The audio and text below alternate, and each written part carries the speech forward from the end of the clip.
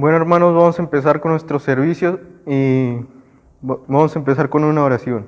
Padre nuestro que estás en los cielos, santificado sea tu nombre, Señor, en esta mañana. Te damos gracias por la vida y la salud que nos das hasta el día de hoy, Señor, y por estos medios de servicio que tenemos el día de hoy, Señor.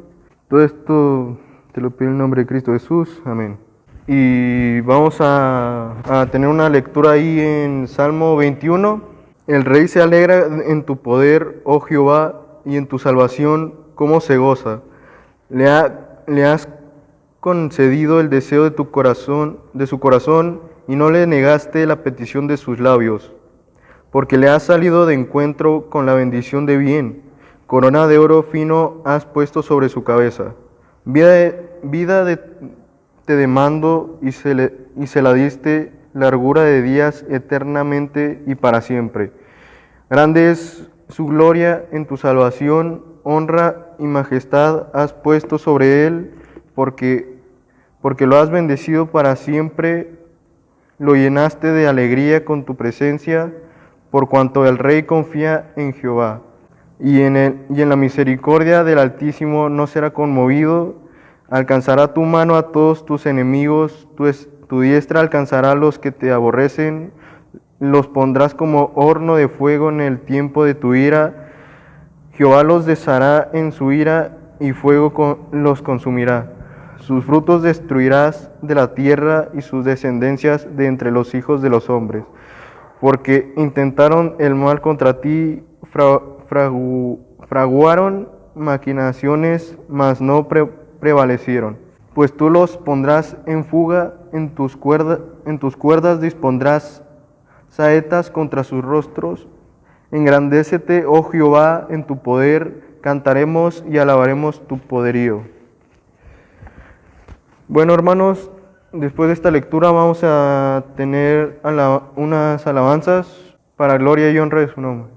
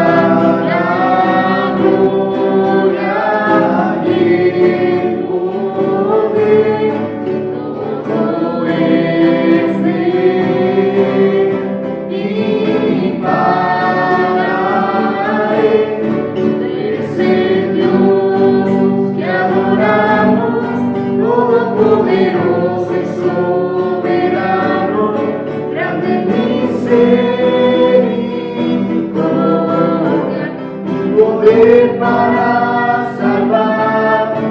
Eres el Dios que adoramos, quien derrotó la muerte y el pecado, glorioso Redentor y Rey, te adoramos.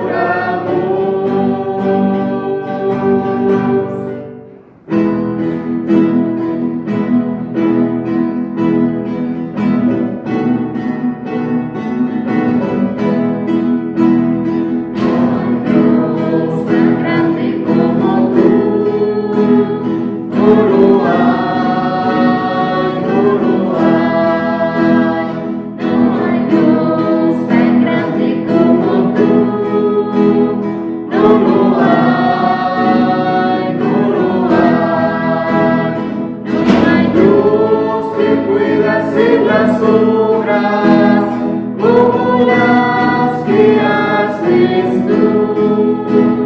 No hay Dios que pueda hacer las obras como las que haces tú.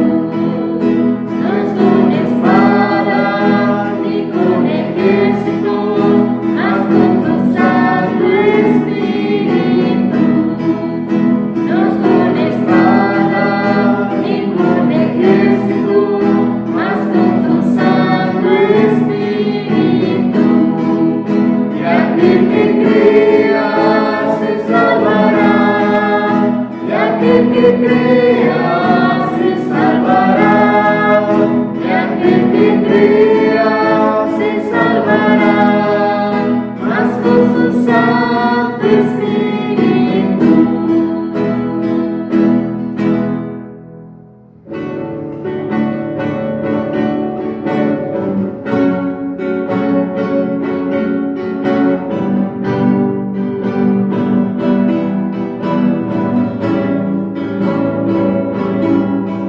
Como el cielo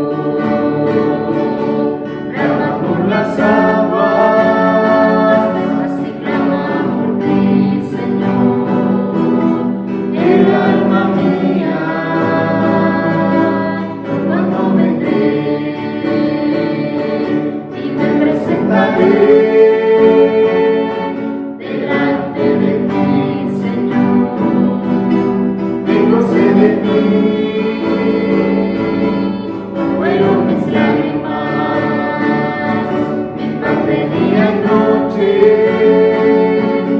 mientras me dicen, Señor, ¿dónde está tu Dios?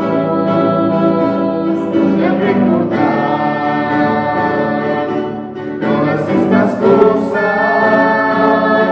mi alma derrama, Padre, dentro de mí.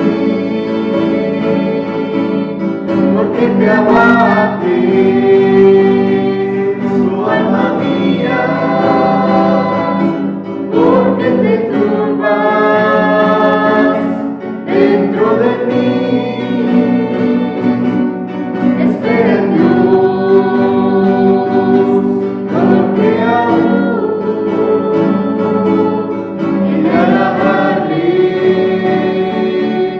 salvación mía.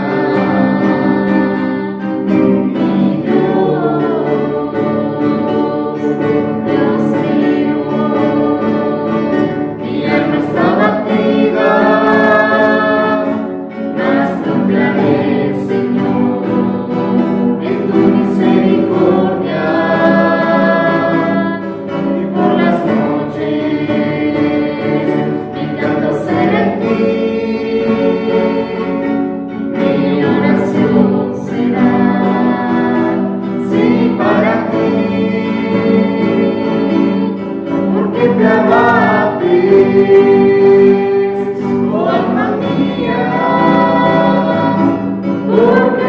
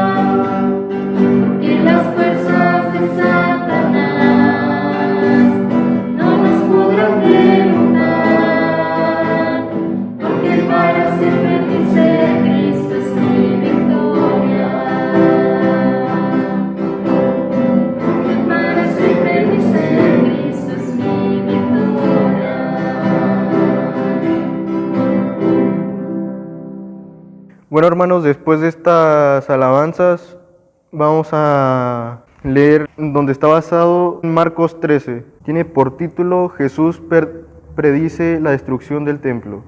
Saliendo Jesús del templo, le dijo uno de sus discípulos: Maestro, mira qué piedras y qué edificios. Jesús respondiendo le dijo: ¿Ves estos grandes edificios? No quedará piedra sobre piedra que no sea derribada. Y se sentó en el monte de los olivos frente al templo, y Pedro, Jacobo, Juan y Andrés le preguntaron aparte: Dinos, ¿cuándo serán estas cosas? ¿Y qué señal habrá cuando todas estas cosas hayan de cumplirse? Jesús respondiéndoles comenzó a decir: Mirad que nadie os engañe, porque vendrán muchos en mi nombre diciendo: Yo soy el Cristo, y engañarán a muchos. Mas cuando oigan de guerras y de rumores de guerras, no os turbéis, porque es necesario que suceda así, porque aún no es el fin, porque se levantará nación contra nación y reino contra reino, y habrá terremotos en muchos lugares, y habrá hambre y alborotos. Principios de dolores son estos, pero mirad vosotros mismos, porque os entregarán a los concilios, y en las sinagogas os azotarán, y delante de gobernadores y de reyes os llevarán por causa de mí, para testimonio a ellos. Y es necesario que el Evangelio sea predicado antes a todas las naciones, pero cuando os trajeren para entregaros, no os preocupéis por lo que habéis de decir, ni lo penséis, sino lo que os fuere dado en aquella hora, eso hablad, porque no sois vosotros los que habléis, sino el Espíritu Santo. Y el hermano entregará a la muerte al hermano, y el padre al hijo, y se levantarán los hijos contra los padres, y los matarán, y seréis aborrecidos de todos por causa de mí, de mi nombre, mas el que persevere hasta el fin, este será salvo. Pero cuando veáis la abominación desoladora de que habló el profeta Daniel, puesta donde no debe estar, el que lee, entienda. Entonces los que estén en Judea huyan a los montes, el que esté en la azotea no descienda a la casa, ni entre para tomar algo de su casa, y el que esté en el campo no vuelva atrás a tomar su capa. Mas ay de los que estén en cintas y de las que críen en aquellos días. Orad pues que vuestra huida no sea en invierno, porque aquellos días serán de tribulación, cual nunca ha habido desde el principio de la creación de Dios, que Dios creó, hasta este tiempo, ni la habrá. Y si el Señor no hubiese acortado aquellos días, nadie sería salvo. Mas por causa de los escogidos que Él escogió, acortó aquellos días. Entonces si alguno os dijere: mirad, aquí está el Cristo, o mirad, allí está, no le creáis. Porque se levantarán falsos cristos y falsos profetas, y harán señales y prodigios para engañar, y si fuese posible, aún los escogidos. Mas vosotros mirad, os lo he dicho todo antes.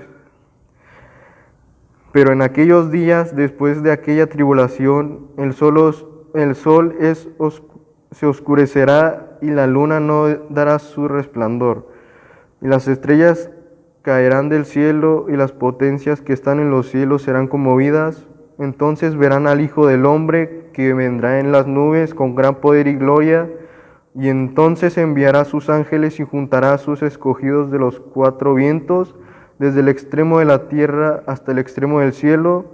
De la higuera aprended la parábola: cuando ya su rama está tierna y brotan las hojas, sabéis que es el verano, está cerca. Así también vosotros, cuando veáis que suceden estas cosas, conoced que está cerca a las puertas.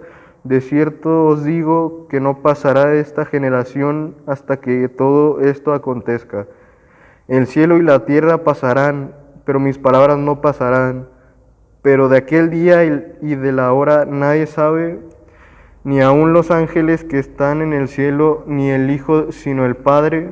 Mirad, velad y orad, porque no sabéis cuándo será el tiempo. Es como el hombre que, yéndose lejos de su casa, dejó su casa y dio autoridad a sus siervos y a cada uno su obra, y el portero mandó que velase.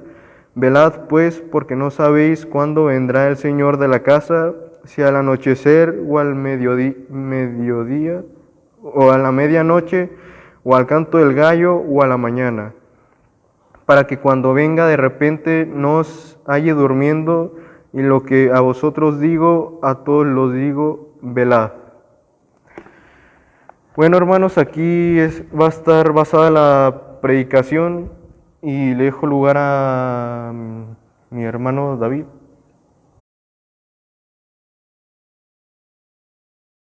Buenos días, pues ya nuestro hermano nos hizo el favor de leer el capítulo que nos toca para esta mañana, y pues es un gozo poder estar aquí nuevamente con ustedes aprendiendo la palabra de Dios, hermanos.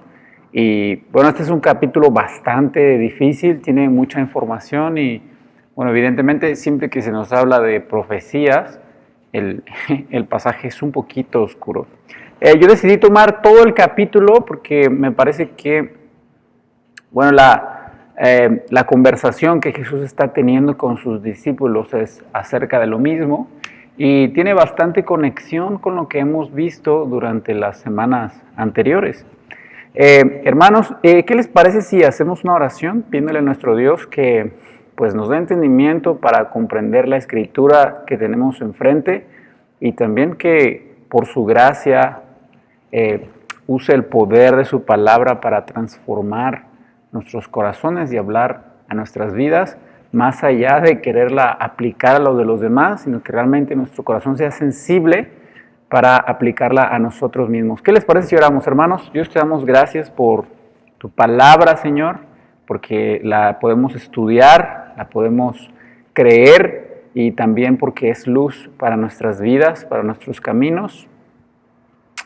Te rogamos que cumplas el propósito por el cual has enviado a nuestras vidas, Dios. En el nombre de Cristo Jesús oramos. Amén. Hermanos, en las semanas anteriores, ya los últimos meses, de hecho, estuvimos con los capítulos anteriores de Marcos, y hemos visto cómo Marcos hace esta narrativa de la entrada triunfal de Jesús a Jerusalén, y posteriormente la limpieza del templo.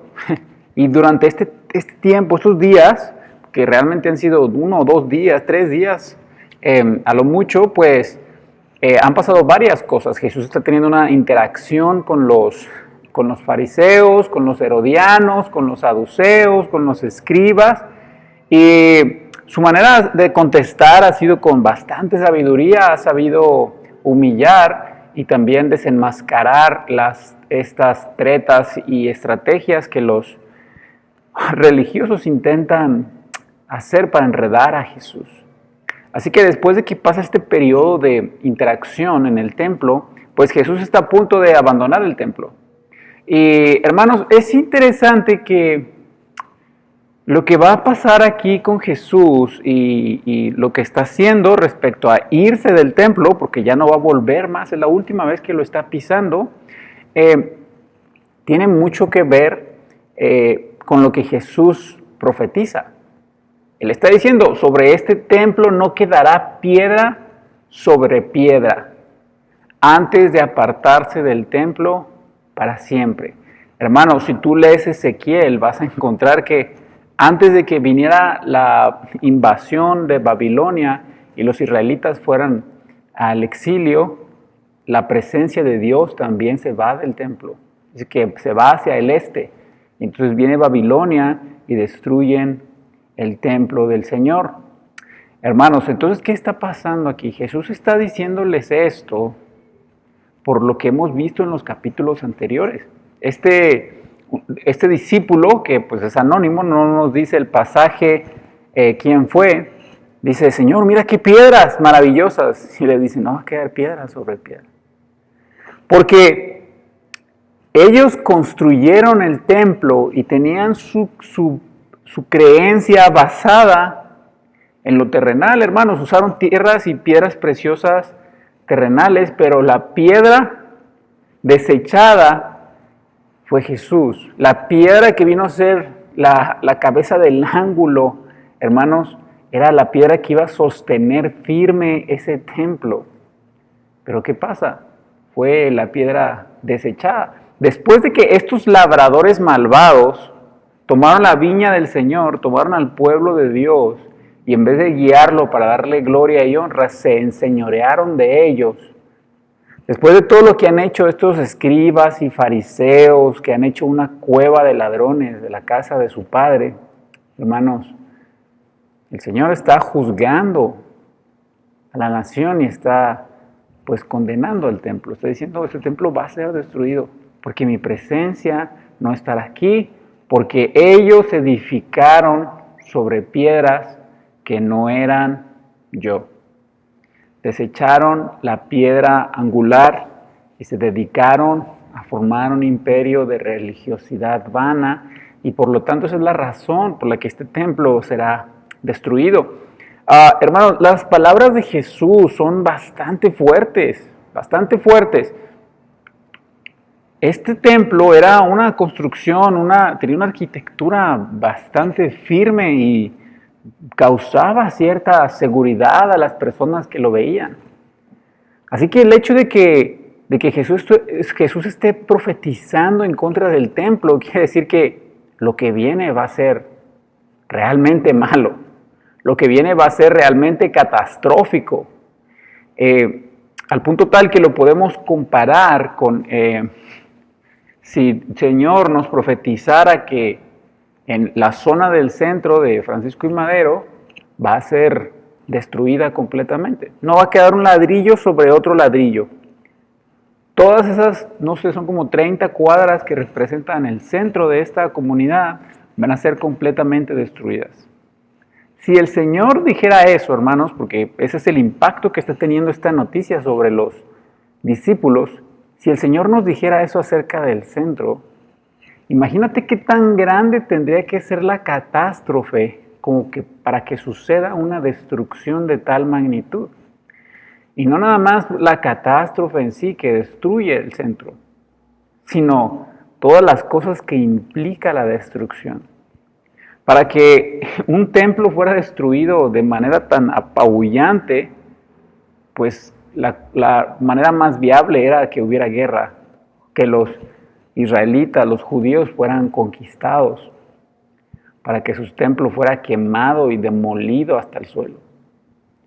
Hermanos, las palabras de Jesús son bastante desalentadoras, porque el hecho de que el templo sea destruido conlleva que va a haber muerte, guerra, pérdidas de seres queridos, pérdidas económicas, pérdidas de tu estilo de vida, de tu nación, de tu libertad y todos los abusos y horrores que trae la guerra en sí. La destrucción del templo conllevaba que iba a haber un tiempo muy duro para la gente en ese lugar. Y, hermanos, tenemos que detenernos un momento y pensar en que las cosas más majestuosas de este mundo, las construcciones más firmes, lo que tú quieras ver, no nada más tiene que ser las construcciones, pero aquello que tú consideras tan durable, tan seguro, tan fuerte de este mundo, pues realmente no son así. Tú puedes creer que tener una cuenta bancaria con mucho dinero en el banco es bastante seguro. Pero mira lo que está diciendo Jesús, llegará un momento en el que este lugar no quede piedra sobre piedra. Si había algo seguro y firme que podías ver así tangiblemente, pues era una construcción como la del templo y la importancia que tenía para esas personas. Sin embargo, el Señor dice que se va a destruir, y la razón es porque ellos desecharon al Señor para apoyarse en otras cosas. Y yo creo que es repetitivo que lo hemos estado diciendo, pero ¿en qué estás construyendo tu fortaleza? ¿En qué consideras que vas a tener seguridad y firmeza y estabilidad? ¿En tener una casa propia, en una cuenta bancaria, en un buen trabajo, en un buen negocio? Hermanos, no hay nada en este mundo que te dé verdadera estabilidad. Por más firme que pueda verse algo de esta tierra, de este mundo, de esta vida, también así puede irse, si el Señor no está en ello. No tiene nada de malo tener cosas en este mundo. Tener bienes y propiedades es bueno. El problema es cuando esas cosas reemplazan a Dios, cuando esas cosas se vuelven nuestra fortaleza. Eso fue lo que pasó con la religión de los judíos. Decían adorar a Dios, pero desecharon a Dios para perseguir otras cosas. Hermano, así que ten cuidado y revisa tu corazón y piensa en qué cosas tienes tu fortaleza. Porque las cosas más firmes de esta vida son efímeras. Se van en cualquier momento. No tienen la durabilidad y la firmeza que aparentan tener, hermanos. Así que la noticia es muy fuerte, al punto tal que después de que salen del templo y van al monte de los olivos, los discípulos le preguntan, maestro, estos 4 discípulos, ¿cuándo van a pasar estas cosas?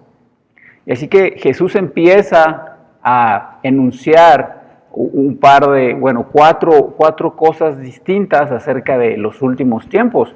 Empieza primero a decir que vendrán muchos en el nombre del Señor, habrá guerras o rumores de guerras, habrá persecución de parte del gobierno, de parte de la religión.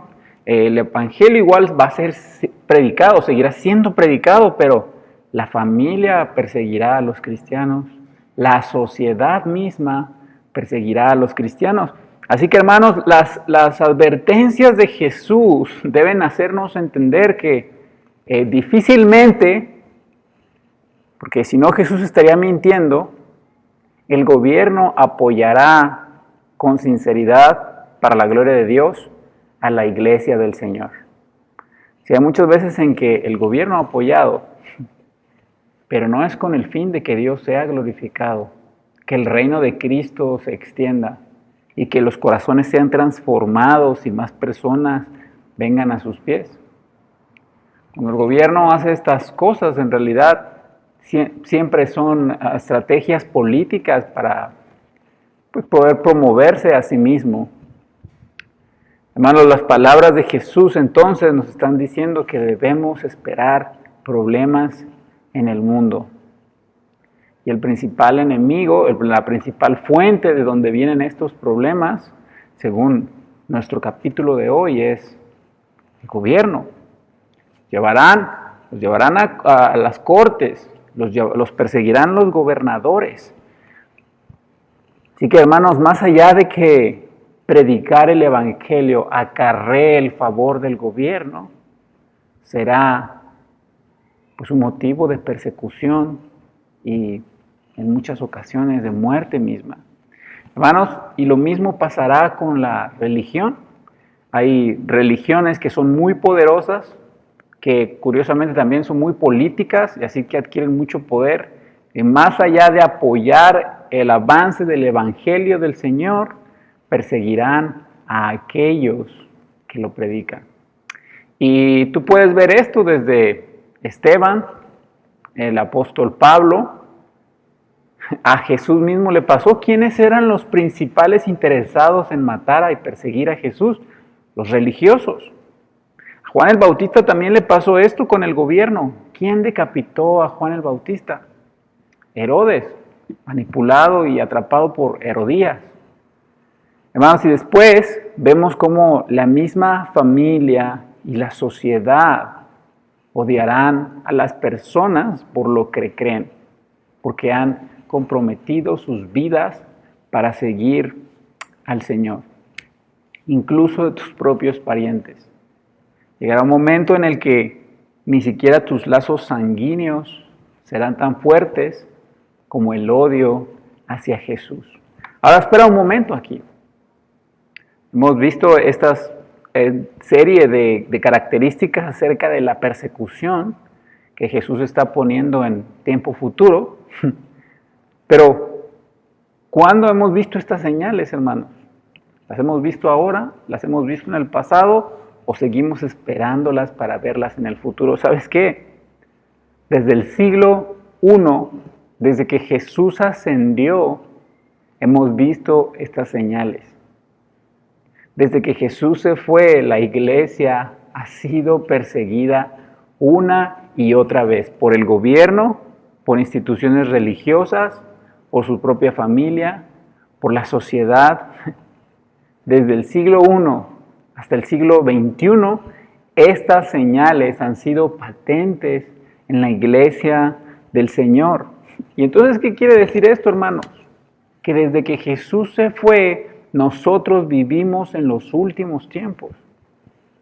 Ahora, esto no debe espantarte y pensar que ya Jesús va a venir hoy mismo. En cierto sentido no, pero en cierto sentido sí. Porque justamente el Señor nos está diciendo eso. Ustedes tienen que velar, porque estamos en los últimos tiempos. Y hermanos, tiene 2000 años que estamos en los últimos tiempos. No sabemos cuánto más va a durar. Pero las señales que Jesús les está dando a sus discípulos son cosas que se viven día a día. Quizá a nosotros nos tocó la bendición de nacer en un país, en un tiempo donde los cristianos no son masacrados y perseguidos de manera tan viciosa y perversa como en lugares de Asia o de Medio Oriente. Hermanos, pero como avanzan las políticas, es muy probable que en unos años más adelante sí seamos encarcelados y condenados, perseguidos por el mismo gobierno, por creer y defender la verdad que el Señor nos ha revelado en su palabra. Pero ante esto debemos pensar, hermanos, que son señales de los últimos tiempos y que no son sorpresa para Jesús, hermanos. Así que gracias a Dios por este tiempo en el que el Evangelio ha crecido en nuestro país, en nuestras comunidades, y que quizá para nosotros la persecución no va más allá de que algunos son golpeados, humillados o burlados. Y aún así, debemos mantenernos fieles al Señor. Hermanos, ¿cuál es el punto de todo esto? ¿Por qué el Señor les está diciendo a los discípulos que va a haber sufrimiento en el futuro? Obviamente el Señor quiere advertirles y no les está mintiendo, no les está prometiendo falsedades, no les está haciendo promesas vanas, les está diciendo la verdad, la realidad de los sufrimientos de ser un cristiano en este mundo caído. Lo que Jesús les está diciendo, hermanos, es relevante para cada cristiano, porque son cosas que de una u otra manera, de algunos con una intensidad muy grande y otros con una intensidad más leve, enfrentaremos si somos verdaderos cristianos. Hermanos, ¿sabes qué es interesante? Que el primer creyente sufrió persecución. Así es, si tú vas a Génesis, tenemos a Adán y Eva, el Señor les hace una promesa a Adán y Eva, los expulsa del huerto y los cubre con pieles de animales. Y después Adán y Eva tienen a Abel y tienen a Caín.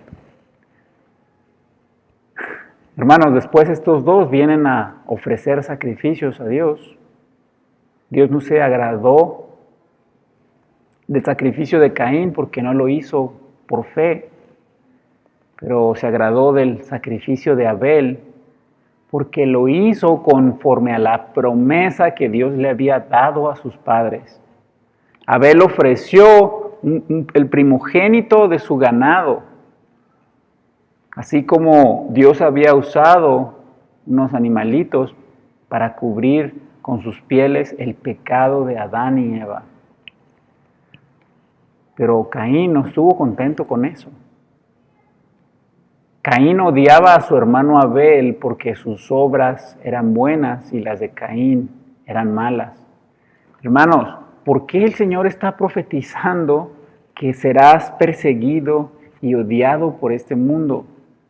Porque cuando estás en Cristo has sido hecho hijo de luz y la luz manifiesta todo, pero los hombres aborrecen a la luz porque aman las tinieblas, porque sus obras son malas y no quieren que sus obras sean manifiestas. Hermanos, un verdadero cristiano será aborrecido por el mundo. El mundo odia a los cristianos porque su mero testimonio, su mero estilo de vida es un estorbo y es una molesta recordatorio en la conciencia de los incrédulos que sus obras son malas. Ni siquiera es necesario, la mayoría de las veces, no es necesario que un cristiano abiertamente se oponga ante una circunstancia incorrecta. Con el puro testimonio de ese cristiano, las personas de alrededor se sienten incómodas y se sienten ofendidas. Porque cuando una persona es un cristiano fiel y verdadero, su vida es luz y sal a los que están alrededor. Pero los hombres odian la luz porque aman las tinieblas. En algunas ocasiones es necesario hablar y denunciar aquello. Bueno, pero es muy común que con tu propia vida te ganes el desprecio de la gente porque tu testimonio estorba e incomoda a las personas para que no pequen con libertad. Así que tienes que preguntarte algo. ¿Tu testimonio incomoda a los demás? ¿Es diferente tu vida a la de las personas que no conocen al Señor? ¿Tus conversaciones son iguales o son diferentes? Tu manera de pensar, de reaccionar, tu manera de hablar, de expresarte, tu manera de sentir las cosas que están en tu corazón o en tu mente. Hay una gran diferencia entre la manera en la que es tu carácter y tu vida con la de los inconversos, ¿o no? Porque si es diferente, va a haber fricción, va a haber aborrecimiento de parte de estas personas. Pero si no es diferente, pues entonces no causa ninguna molestia, no causa ningún problema. Si tú no eres un cristiano fiel, si tienes un mal testimonio, es más, si la gente te ve y ni siquiera sabe que eres cristiano, te conoce y ni se les cruza por la mente que no eres cristiano, pues hay una buena noticia para ti. La buena noticia es que no vas a sufrir persecución, porque tu vida no va a incomodar a nadie. Porque son los cristianos verdaderos a quienes Dios usa para alumbrar a los demás por medio de una vida y de un testimonio transformado, y entonces esto les causa problemas ante las personas. Hermanos, ¿es nuestra vida diferente que la de los que no son cristianos? Hay una diferencia en la manera en la que hablamos, en la manera en la que reaccionamos ante las ofensas de los demás, ante el defraude, la defraudación de otros, ante los momentos difíciles, ante las crisis y la incertidumbre de la vida. ¿Es nuestro carácter diferente al punto tal que nuestra luz alumbra a los demás? ¿O nuestra vida fácilmente se puede confundir con la de alguien que no conoce a Jesús? Si tú eres un cristiano verdadero, serás luz en donde estés. Y va a haber persecución. Puede ser intensa o puede ser leve. Puede ser un gran rechazo o puede ser poco, pero habrá, porque los hombres aborrecen a la luz. Ahora, hermanos, pregúntate algo, ¿son los cristianos los únicos que son perseguidos en este mundo? La respuesta es no. Hay otros grupos religiosos que son minorías y que también son perseguidos y son asesinados por su fe. Así que esto debe ponernos a pensar un momento.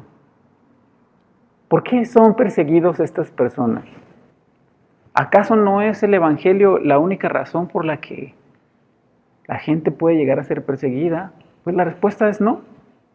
La persecución existe porque existe el pecado. Si en este mundo hay dolor y tragedias es porque el pecado entró en este mundo y cayó. Pero debes ver algo también. Hay muchas veces que los cristianos no son perseguidos por el Evangelio. Son perseguidos por algo más. ¿Qué quiero decir con esto, hermano? Piensa un momento hay un grupo religioso que se caracteriza mucho por salir a tocar puertas y muchas veces tú los puedes ver en la calle y por su vestimenta identificarlos. Estas personas no creen en el Evangelio, tienen una idea distorsionada de las Escrituras. Sin embargo, en algunos países han sido vetados, no pueden estar en esos países, los expulsaron. Mucha gente no los quiere. De hecho, yo diría que en su mayoría las personas no quieren a este grupo religioso. Pero no los quieren, no los rechazan por el Evangelio en sí.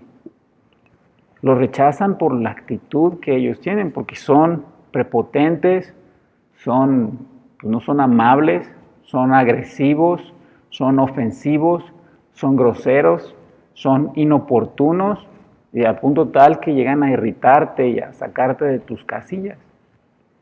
¿Qué te quiero decir con esto, hermano? Que hay muchos cristianos que sí son cristianos verdaderos, pero no son aborrecidos o rechazados precisamente porque sean cristianos. Son rechazados, son aborrecidos, se burlan de ellos, no porque su carácter refleja el Evangelio que predican, sino porque usan el Evangelio para ofender, para pisotear, para humillar, para juzgar, para sentirse moralmente superiores a los demás. ¿Sabes qué? Son aborrecidos y despreciados por su pecado, porque son tropiezo y no por ser luz. Así que medita un momento en tu propia vida y piensa, ¿cuál es mi relación con mi familia? ¿Me rechazan desde que me convertí porque les muestro el amor de Cristo? ¿O porque mis comentarios y mi actitud es ofensiva, humilla, es soberbia? Porque en vez de darles amor, les muestro el orgullo y mi legalismo. ¿Por qué se han roto mis relaciones con mis amigos? Porque yo estoy constantemente fastidiándolos y enojándolos con mi insistencia que no es en amor, sino que intento religiosamente imponer lo que yo creo. ¿Por qué mis compañeros de trabajo se alejan de mí? ¿Es acaso esa una persecución por el Evangelio? ¿O es lo que yo mismo provoqué con mis malas actitudes y mi religiosidad y mi legalismo? ¿Sabes? Lamentablemente he visto más casos de personas que son despreciadas por sus familiares y amigos por sus malas actitudes que por el Evangelio en sí. Así que debemos detenernos un momento y examinar nuestro corazón y decir, y caminar con Cristo me impulsa a tener compasión y amor por los demás y una vida de servicio y paciencia por los otros. O mi cristianismo me ha hecho sentirme superior y humillar y ofender con mis comentarios.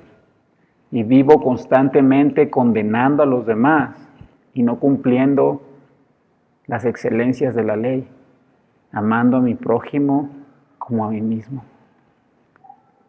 Hermanos, vamos a seguir leyendo ahí el pasaje, versículo 14, fíjate bien, dice: pero cuando veáis la abominación desoladora de que habló el profeta Daniel, puesta donde no debe estar, el que le entienda, entonces los que estén en Judea y huyan a los montes, y el que esté en la azotea no descienda a la casa ni entre para tomar algo de su casa.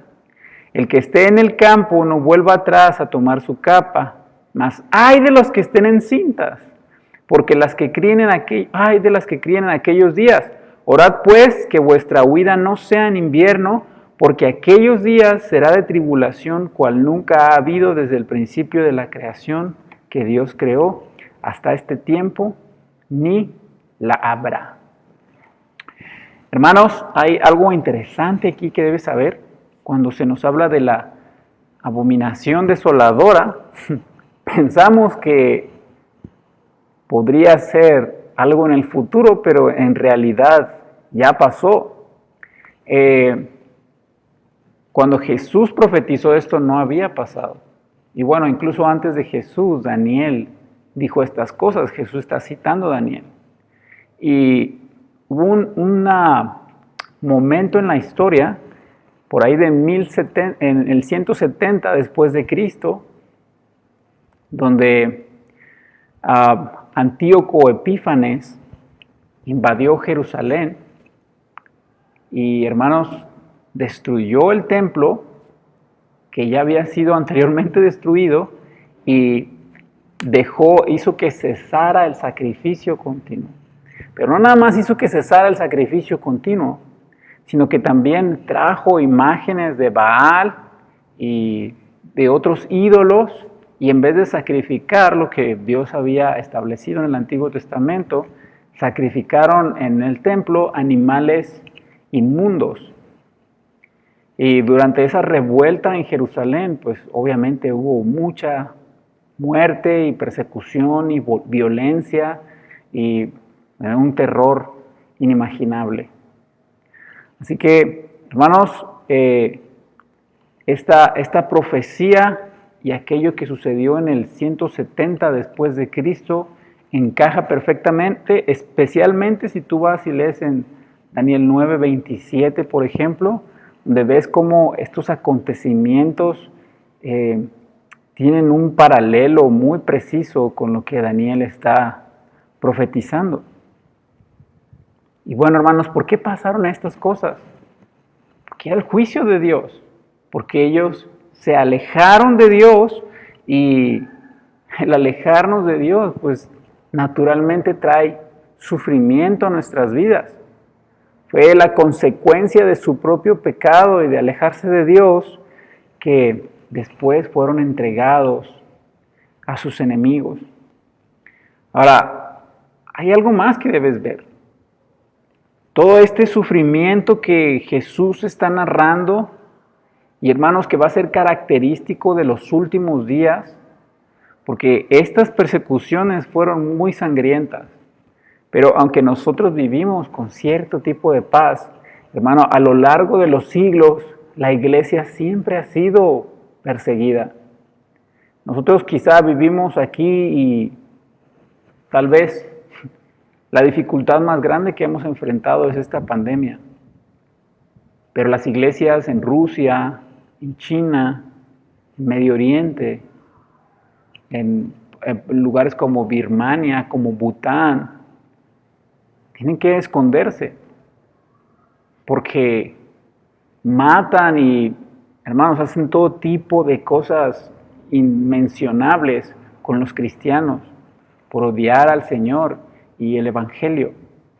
Entonces, realmente las señales de los últimos tiempos han pasado en los últimos 21 siglos, que la iglesia ha estado en pie y que ha avanzado el Evangelio. Hermanos, pero es interesante ver el sufrimiento bajo la perspectiva del Señor. Fíjate lo que dice el versículo 20 al 23.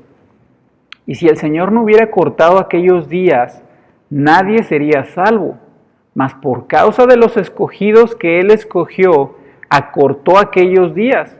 Entonces, si alguno os dijere, mirad, aquí está el Cristo, o mirad, allí está, no le creáis, porque se levantarán falsos cristos y falsos profetas, y harán señales y prodigios para engañar, si fuese posible, aún a los escogidos, mas vosotros mirad, os lo he dicho todo antes.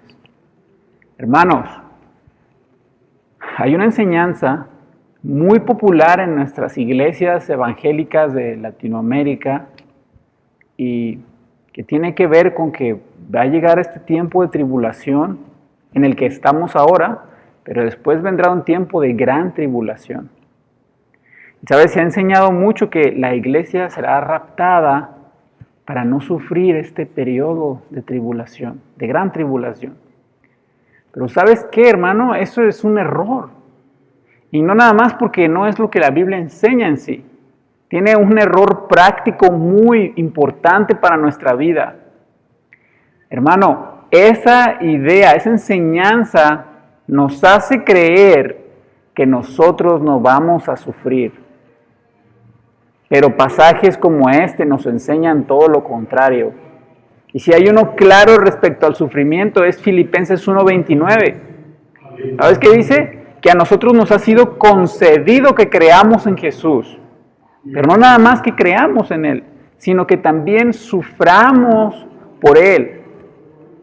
Hermanos, el mundo sufre porque el mundo cayó en pecado. Y las personas odian la luz porque aman el pecado. Pero el Señor también usa el sufrimiento para su gloria. Porque el sufrimiento purifica la iglesia. Hermano, una iglesia en medio de la persecución nunca es una iglesia tibia, nunca es una iglesia floja. Si nosotros estuviéramos en medio de persecución, no tendríamos tiempo, hermanos, de pelearnos por pequeñeces, de dividirnos por cosas irrelevantes sobre la música o los horarios en que nos reunimos y ese tipo de cosas que suelen pasar en las iglesias de nuestros países, aquí en Latinoamérica y en Estados Unidos. Las iglesias que sufren persecución, hermanos, son iglesias saludables, son iglesias fervientes y activas y fieles al Evangelio y a predicarlo. Hermano, no es la persecución la que destruye la iglesia, es la comodidad. Es la prosperidad la que le hace tanto daño. Hermanos, y el Señor ha permitido que la iglesia sufra para su propio bien, para ser purificada. Fíjate cómo Jesús dice que los días de los sufrimientos serán acortados por los escogidos. ¿Por qué, hermanos? Porque el sufrimiento demuestra quién es un verdadero creyente. O hay muchas personas que se dicen cristianos. Hermanos, porque en nuestro tiempo, y gloria a Dios por eso que nos ha concedido paz, ser cristiano no es difícil. Lo más difícil que te puede pasar es que se burlen de ti, que te rechacen, que te hagan 1 o 2 comentarios y se acabó. Pero ¿cuántos cristianos o personas que se llaman cristianos no están en la iglesia? Que si vivieran en un pueblo de Oaxaca o de Chiapas, donde son expulsados de sus comunidades, donde sus casas son quemadas, donde son amenazados de muerte por ser cristianos. ¿Cuántos cristianos que vivimos en tanta comodidad no revelaríamos nuestra verdadera identidad si enfrentáramos persecución, si enfrentáramos dolor? Hermanos, la iglesia ha sido comprada para sufrir. El sufrimiento no es malo. Verdaderamente que el sufrimiento no es algo que disfrutamos mucho. Nadie está feliz sufriendo. Pero eso no quiere decir que no sea saludable para nuestras almas, hermanos. El Evangelio encierra sufrimiento toda nuestra vida. La salvación no es hacerle una invitación a Jesús para decirle, ven a vivir a mi corazón. Y ya. La salvación es la obra de Cristo en la cruz que viene al corazón de la persona a darle vida a su espíritu para que crea y se entregue al Señor que lo compró. Y después esta obra de Jesús es manifiesta en la vida de aquel a quien ha escogido para salvar. Se manifiesta por medio de fe y arrepentimiento a lo largo de toda su vida. La salvación no es una oración de 20 segundos. Es la obra de Cristo transformando una vida hasta la muerte. Hermanos, no pensemos en que el sufrimiento es algo malo. El Evangelio encierra sufrimiento. Cristo mismo sufrió en la cruz. El Dios inmutable, el Dios eterno y todopoderoso, se hizo débil para morir por los débiles. ¿Cuánto más nosotros no hemos de sufrir por Él? Hermanos, pero la Biblia también en este pasaje nos está prometiendo el regreso de Cristo. Dice el versículo 24 al 27. Pero en aquellos días, después de aquella tribulación, el sol se oscurecerá y la luna no dará su resplandor, y las estrellas caerán del cielo y las potencias que están en los cielos serán conmovidas. Entonces verán al Hijo del Hombre que vendrá en las nubes con gran poder y gloria, y entonces enviará a sus ángeles y juntará a sus escogidos de los cuatro vientos, desde el extremo de la tierra hasta el extremo del cielo. Hermanos, no sé si tú has escuchado alguna vez esta frase antes en la Biblia, la has leído antes, el sol y la luna se oscurecerán. Creo que la frase quizás muy popular en el libro de Apocalipsis, por ejemplo, pero a lo largo del Antiguo Testamento la puedes ver muchas veces también. Por ejemplo, está en Job 3, en Eclesiastés 12, en Joel 3, en Isaías 13, etcétera, etcétera, etcétera. El hecho de que la luna se oscurezca o que las estrellas se oscurezcan, hermanos, es una señal de juicio y es una señal de que va a pasar algo que no es muy agradable. ¿No? Por ejemplo, en Eclesiastés 12, cuando se está hablando acerca de la juventud, alégrate joven en los días de tu juventud, antes de que los días sean malos, y después utiliza esta frase, antes de que el sol y las estrellas se oscurezcan, que la vida venga a ser pesarosa por las enfermedades, por la soledad, por las frustraciones, etcétera, etcétera. Hermanos, nos está diciendo pues Jesús que sí, verdaderamente, después de toda esta gran tribulación vendrá un tiempo de juicio y un tiempo de dolor. El juicio para los impíos no será un tiempo feliz. Así que imagínate las personas que viven en este mundo miserable, hermanos, caído en pecado, trastornado por el pecado del hombre que parece avanzar y avanzar y avanzar. Y que la gente es víctima de su propio pecado y del pecado de otros, y que verdaderamente sufre mucho a lo largo de su vida. Y me ha tocado cuando salgo a evangelizar que dicen, vamos, que yo creo que el infierno está aquí, por todo lo que yo he vivido. Oh, no, hermano. Si podemos pasar situaciones muy difíciles aquí. Podemos pasar dolores tan intensos que anhelemos la muerte. Pero por más mal que te vaya en esta vida, hay momentos de descanso, hay momentos de felicidad, aunque sean cortos, aunque sean muy vagos, aunque sean muy esporádicos, pero hay momentos que brilla un poco de descanso, de alegría, de disfrute. En el infierno no. En el infierno no hay tiempo para dormir. No hay tiempo para sentarse y disfrutar el fresco, disfrutar un alimento que te gusta, que te hace sentir saciado. Hermano, el infierno es un lugar de constante tormento por la eternidad.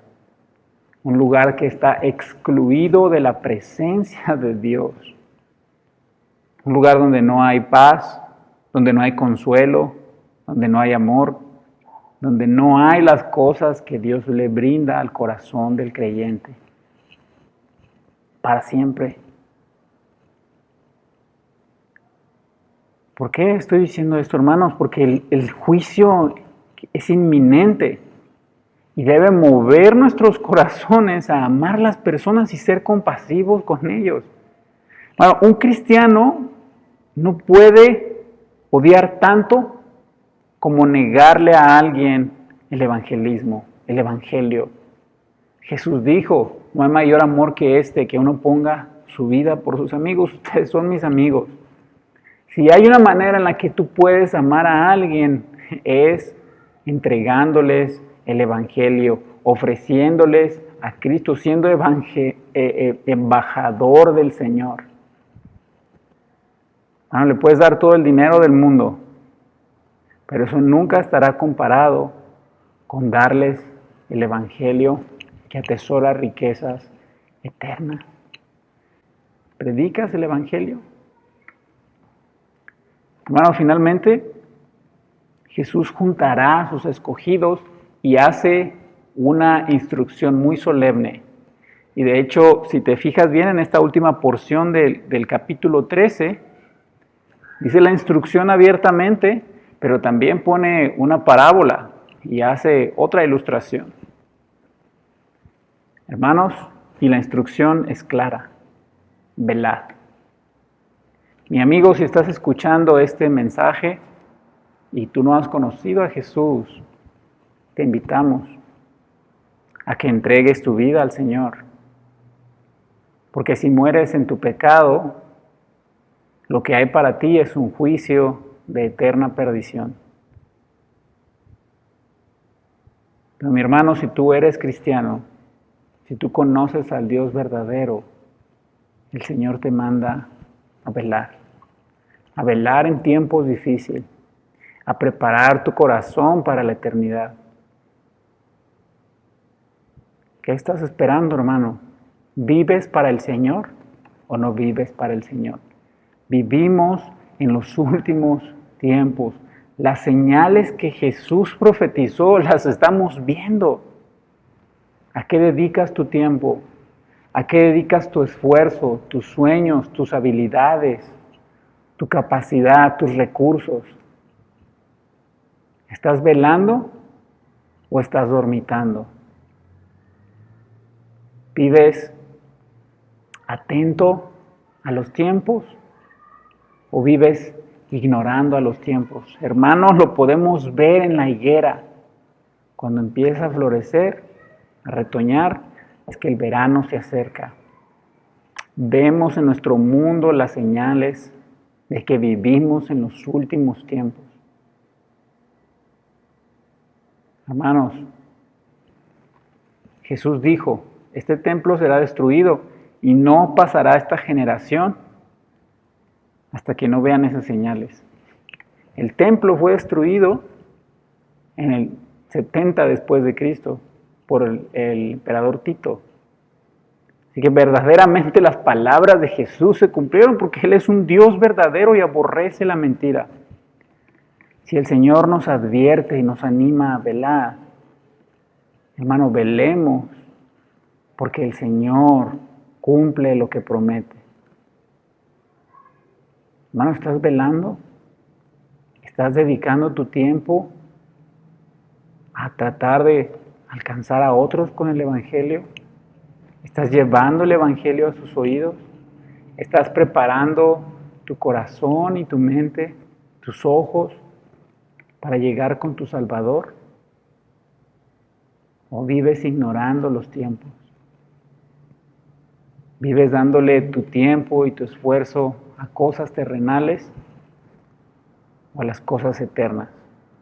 El Señor nos advierte y nos manda hoy que velemos, porque estamos en los últimos tiempos. Vamos a orar para terminar. Dios, te damos gracias por tu palabra. Toca nuestros corazones, Dios, para que seamos sensibles a tus mandamientos y a las advertencias que vemos en las Escrituras. Ayúdanos a ser sabios para vivir, Señor, en estos tiempos. Ayúdanos a ser luz y sal, y Señor, y a sufrir con gozo cuando las personas nos aborrezcan, no por nuestro pecado, Señor, sino porque te amamos y compartimos tu verdad. Señor, haznos sabios para discernir si realmente, Señor, somos perseguidos por tu nombre o si somos perseguidos porque somos piedras de tropiezo con nuestras malas actitudes, nuestros comentarios, nuestros malos testimonios, Señor. Te rogamos que guíes nuestras vidas y nos uses, Dios, para alcanzar a otros. Y te rogamos que nos concedas velar y vivir para ti. En el nombre de Cristo Jesús oramos.